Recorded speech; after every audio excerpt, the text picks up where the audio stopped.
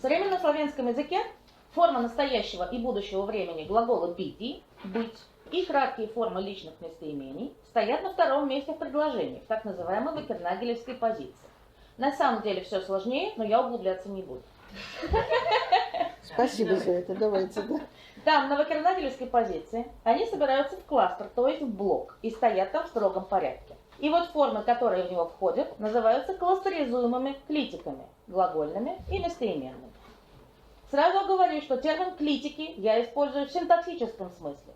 Клитику для синтаксистов делает клитикой ее место в предложении и кластеризация с другими клитиками. Ровно то, что я обговорила в самом начале. А ударность, безударность не важна. Она важна только фонетистам. Оставим их. В славянском кластере клитик 7 рангов. Первые и последние ранги занимают формы глагола «бити». Эта система несимметрична, вы видите. Кластер формировался постепенно. Изначально все формы глагола «бити» присоединялись к нему справа, но половине из них удалось подняться в его начало, в первый ранг, а половине не удалось. Позже всего присоединились к кластеру формы будущего времени глагола «бити», которые вы видите в 7 ранге внизу. Как и положено молодым клитикам, в кластере они стоят в самом конце, в последнем 7 ранге. Но по диалектам и в разговорной форме литературного языка они стремятся подняться в первый ранг, куда уже перебежала большая часть глагольных клитик. И явление это не новое. Подъем клитик будущего времени я встречала в памятниках середины XVIII века. Вы видите, как выглядели формы будущего времени глагола «бити» до того, как стать клитиками и войти в кластер. Вы видите, они были слишком длинными. В большинстве форм выпал второй слог «д», я его выделила полужирным. А во втором и третьем лице двойственного числа это «д» перед тем, как уйти, ассимилировалось с окончанием. Смотрите, было «бодата», стало «боста». Ассимиляция. Вы видите, как выглядит форма будущего времени глагола «бити» в Библии Юрия Далматина. Зачем некоторые из них выделены полужирным, я скажу вам чуть позже. Библия в переводе Юрия Далматина, если кто-то забыл, это памятник славянского литературного языка XVI века. Объемный, больше 1500 страниц ин кварту. Вот такая книжень.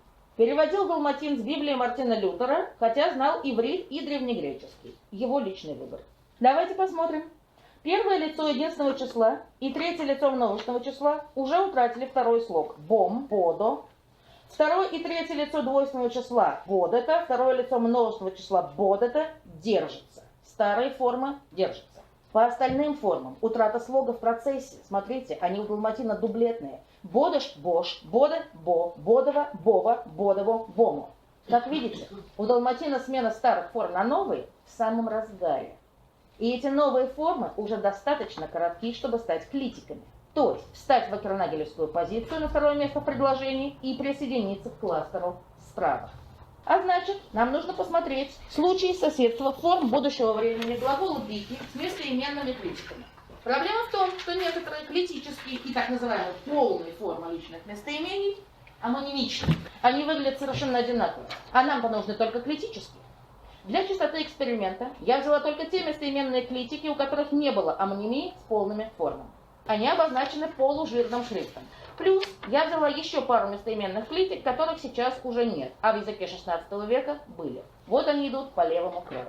Во всем тексте Библии Далматина формы будущего времени глагола «бити» стоят в вакернагелевской позиции рядом с местоименной клитикой 993 раза. Из них 977 раз за местоимением, в конце кластера, как и положено новой молодой клитике. Что это за форма? А это как раз те формы, которые я отметила полужирным. Все новые формы. Бом, бош, бо, бова, бому, бодо. И одна старая. Третье лицо единственного числа. Бода. Это неожиданно.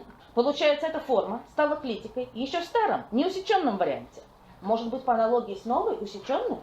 Они ведь какое-то время бытовали в языке параллельно.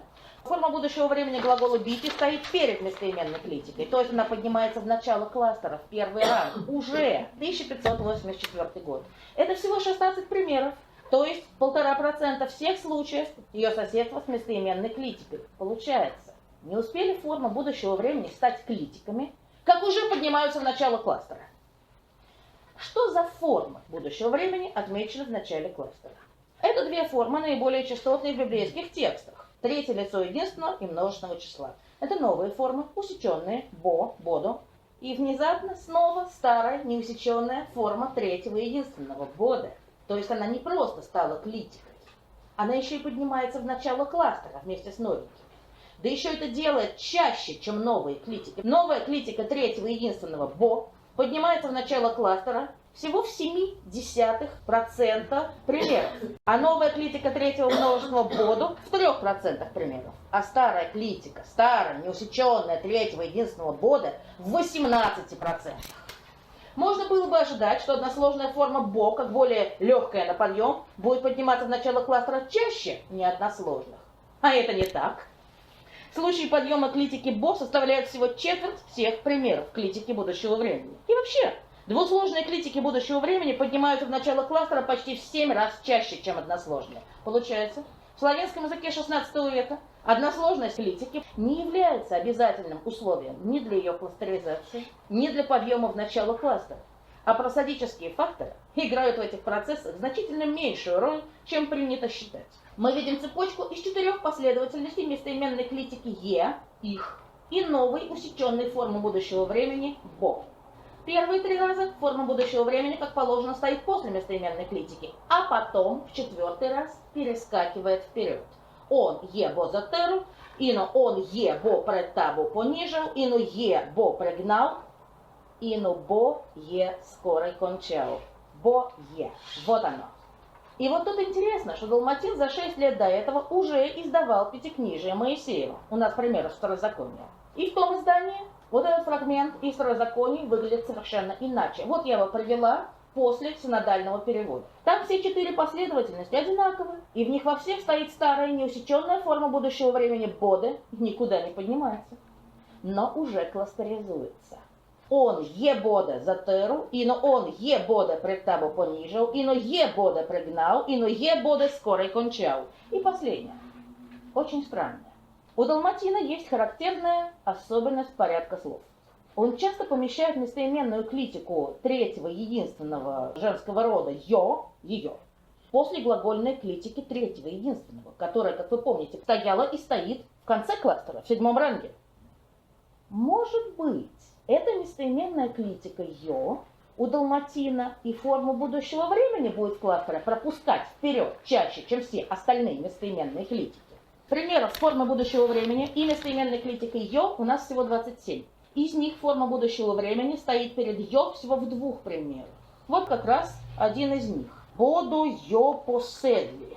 Вот оно. Всего 2 примера из 27. Это 7,5%. Это ничтожно. Но все остальные местоименные клитики пропускают вперед клитику будущего времени всего в 1,5% примеров. То есть местоименная клитика «ё» у Далматина все-таки и тут проявляет эту странную тенденцию стоять за глагольными. Не только настоящего, но и будущего времени. Спасибо. У меня вопрос, почему выделено 2-й и 3-й пункт германический класс, потому что здесь я вижу возвратное местоимение и, так сказать, дательный аффинитет, потому что, например, в чешском языке они занимают общую позицию вторую, потому что нет таких позиций, нет, в чешском, я не знаю, может в славянском есть. В чешском языке нет таких вариантов, то есть нельзя найти примеры, где, так сказать, что-то будет раньше другого. Там или одно, или другое. То есть, что касается другие личные местоимения, они могут быть в разных падежах, да, и подряд. Сначала дательный, потом винительный и так далее. А вот что касается возвратно-личного местоимения, возвратной частицы, то там или «с», или «си». А в славянском, значит, может быть и то, и другое рядышком. И тогда «с» будет раньше, да? Спасибо. Вы как раз ухватили самый интересный хвостик. Действительно, это очень проблемное место славянского кластера клитик.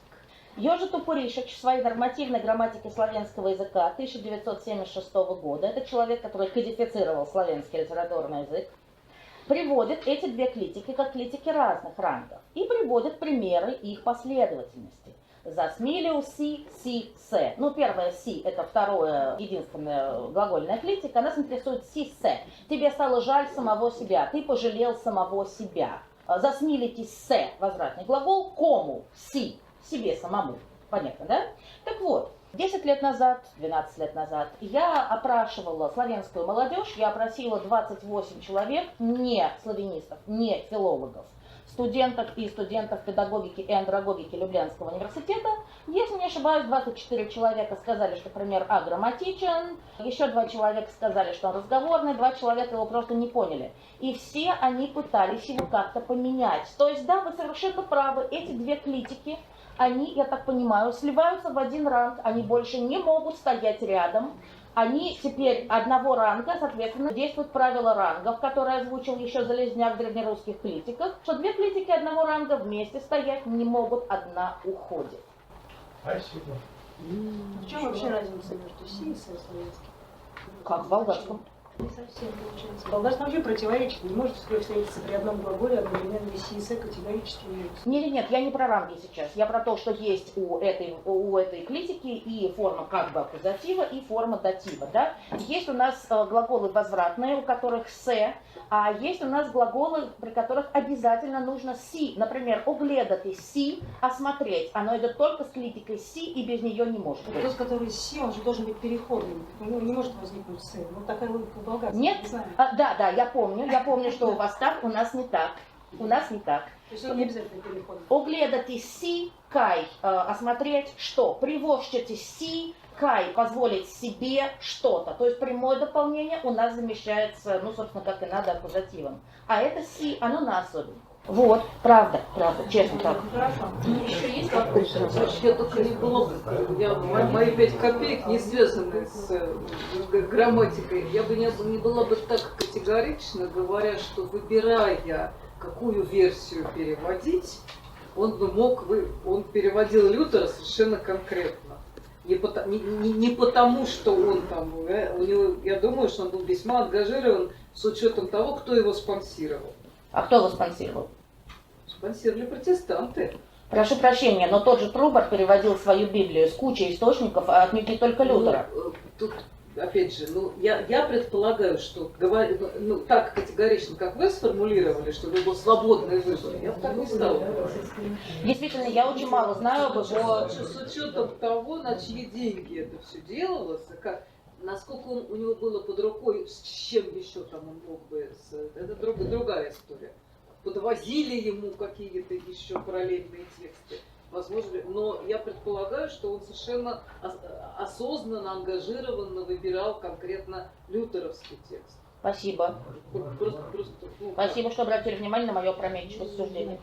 Просто у меня в связи с этим тоже возникали какие-то идеи. Дело в том, что Лютер действительно он переводил не по Вульгате Новый Завет, а по этой самой тексту с рецептов другой альтернативный текст Нового Завета. Но я не помню, в какой версии Лютер переводил Ветхий Завет. Не была ли там та же самая Септуагинта, что и у католиков?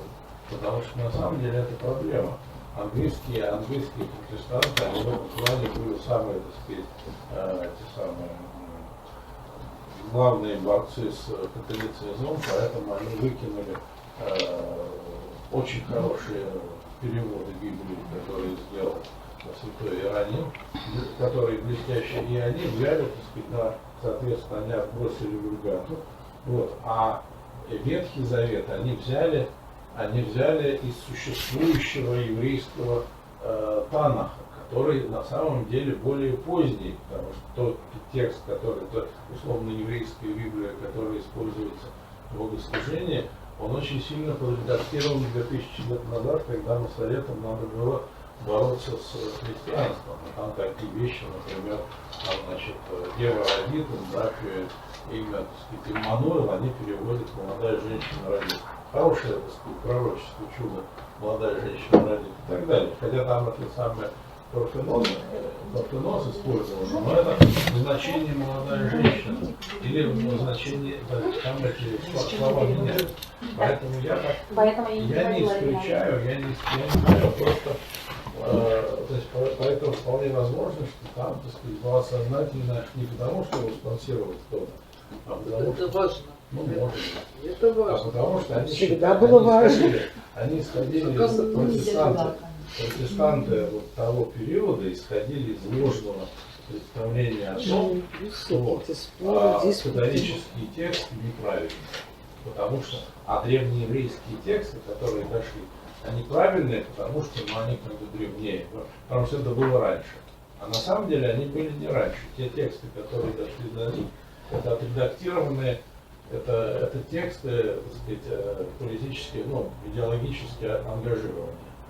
Вот. Но на самом деле, действительно, я просто сейчас, я не смог, забыл, поэтому пытался сейчас, пока я дискуссия, пытался посмотреть, на кого ориентировался, на какой текст ориентировался Лютер в переводе Ветхого Завета и не нашел. Потому что все пишут про Новый Завет, про Ветхий Завет никто. Ну, к докладу все-таки это не имеет прямого отношения, поэтому давайте мы поблагодарим до конца наш марафон. Тоже благодарю всех. И на сегодня мы закончим. Спасибо большое. Спасибо.